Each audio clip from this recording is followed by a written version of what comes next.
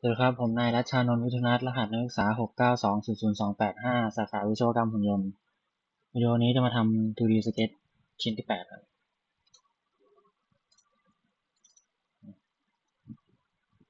เริ่มจากหน้าฟอนต์ครับก็จะสร้างสี่เหลี่ยมขึ้นมาก่อนนะครับแล้วก็กำหนดขนาด260กับ160แล้วผมก็จะทำการ select 30ทุกมุมอย่างนี้แล้วก็สร้างหกเหลี่ยมตรงกลางกำหนดขนาด50แล้วก็ให้มันเป็น horizontal เพราะว่าวงกลม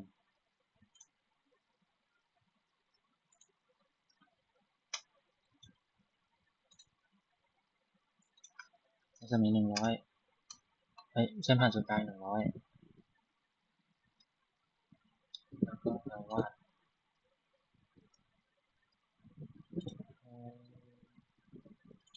เส้นเซนเตอร์ไลน์นี้แล้วก็วาดวงกลมนี้แล้วกำหนดขนาด40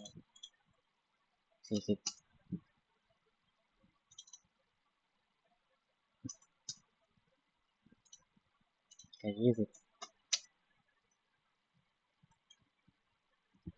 และห่าง80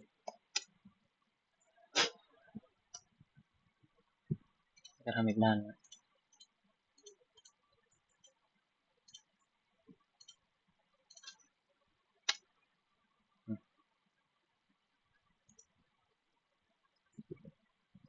แล้วก็จะทำวงกลมอีกตามมุมตรงนี้ครับ4วงกลม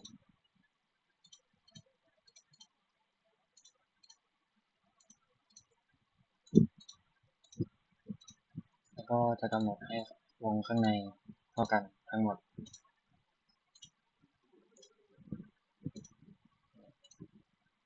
วงข้างนอกเท่ากันทั้งหมด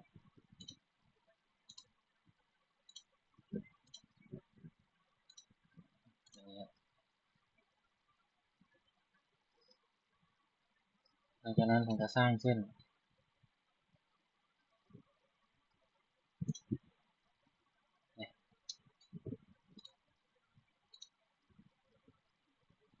อย่างนี้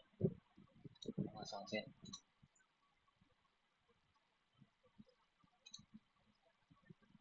แล้วฝั่งนี้ด้วย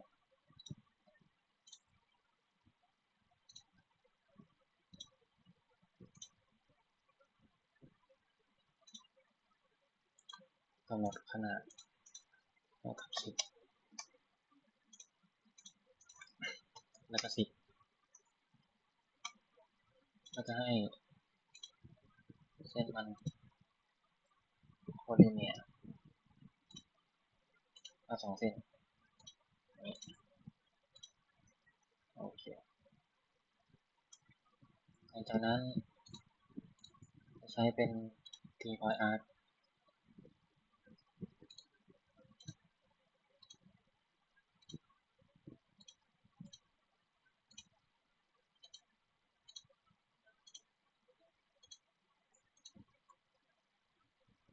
แล้วก็จะกำหนดให้เป็น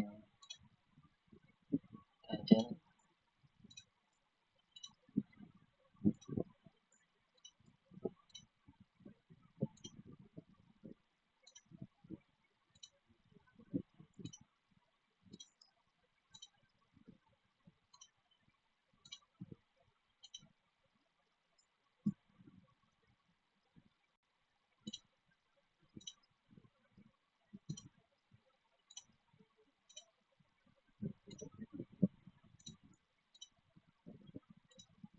อย่างเงี้ยแล้วก็จะกำหนดขนาดเป็น100แล้วผมก็จะให้ทุกเส้นมีขนาดเท่ากันประมาณนี้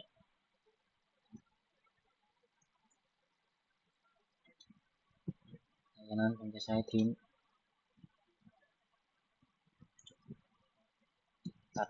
นี่ออกแล้วก็อันนี้แล้วก็อันนี้ด้วยโอเคจะได้ประมาณนี้ครับจากนั้นกด extrude borders แล้วก็จะดึงตัวนี้กับตัวนี้มาโดยจะดึงบายไปข้างหลังนะครับเราติดถูกหลังจากนั้นก็จะดึง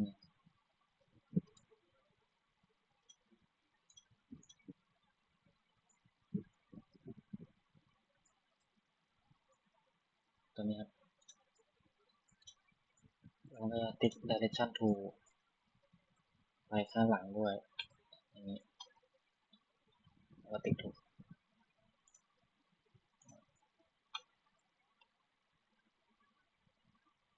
แล้วก็จะดึงอีกรอบ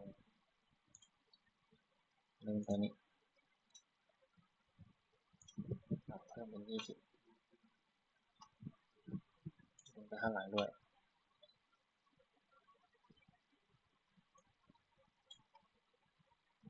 ติดถูก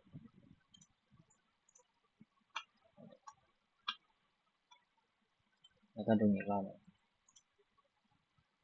ตัวนี้ไปข้างหลังด้วยเหมือนเดิมดึงไปข้างหลังแค่10ดึงมา20ดึงออกมา30แล้วก็ติดถูก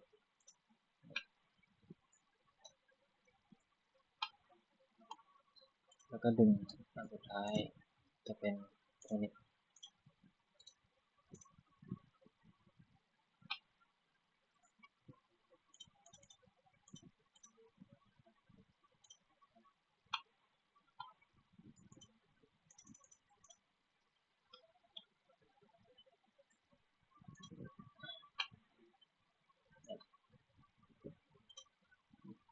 ประมาณนี้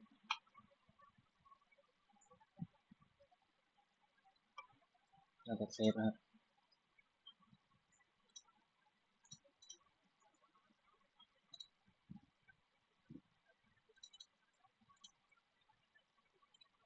ต่อไปไป drawing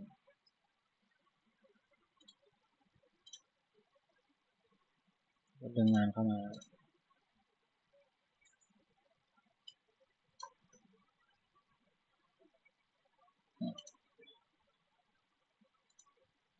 ตรงนี้ปรับสเกล5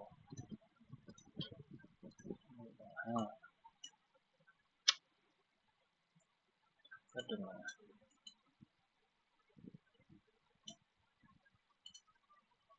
แล้วก็ขยับขึ้นมาแล้วก็เข้า annotation create center mark แล้วก็คลิก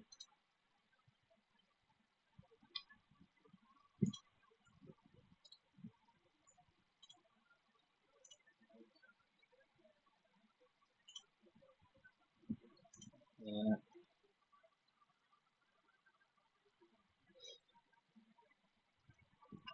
ก็จะติดถูกก็จะดึงอันนี้ออกมาแล้วก็ด้านนี้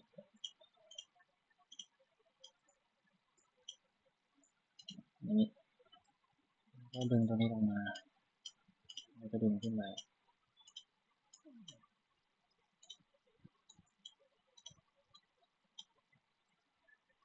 แล้วก็ดึงออกมาก็ดึงออกมาดึงออกมา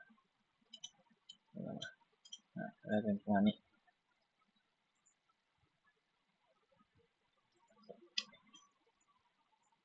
ดังนั้นผมก็จะเข้าสเก็ตแต่ว่าวงกลมตัวนี้แล้วก็ให้เป็นเส้น construction นี่แล้วก็จะกำหนดขนาดใส่ไม่ใส่ตัวนี้ก่อนนี้100มันจะใส่ข้างหน้าไปด้วยก็เป็น4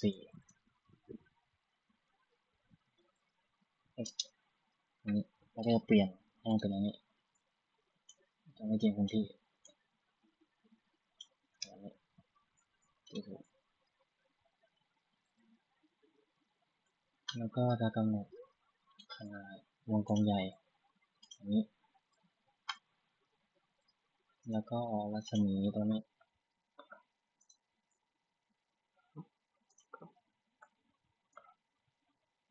อันนี้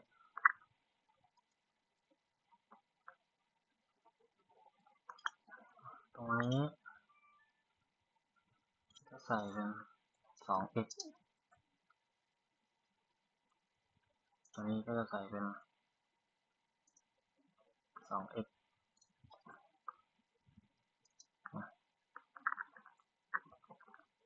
ก็จะให้ระยะห่างอย่างนี้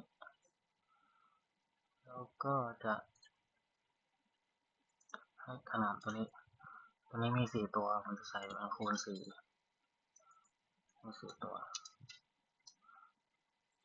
ตัวนี้ก็มี 4 ตัวใส่ 4x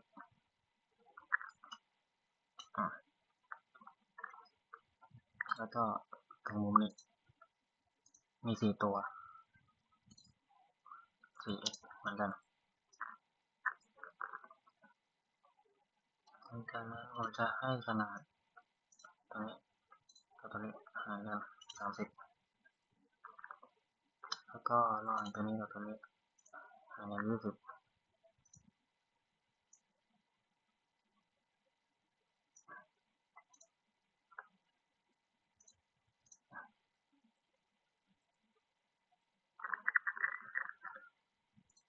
ต่อไปตรงนี้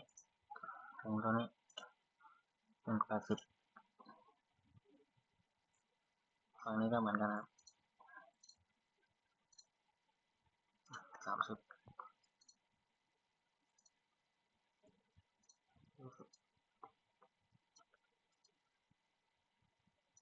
แล้วก็ตัวนี้80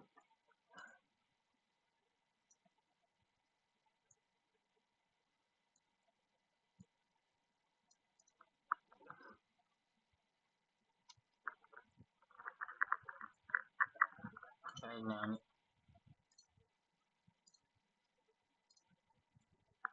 30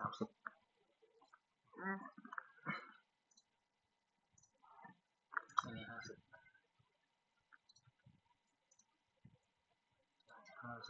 แล้วก็อันนี้30ครบหรือยัง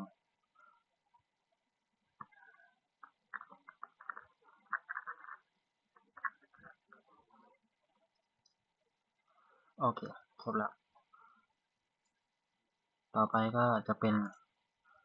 edit sheet format จะเปลี่ยนตรงนี้เป็น 2d sketch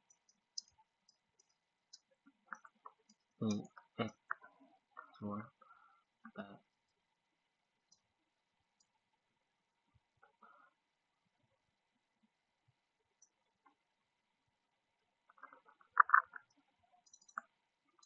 แล้วก็เป็น 2d 08อย่างเงี้ยออกสำหรับวิดีโอนี้ก็จะเป็นประมาณนี้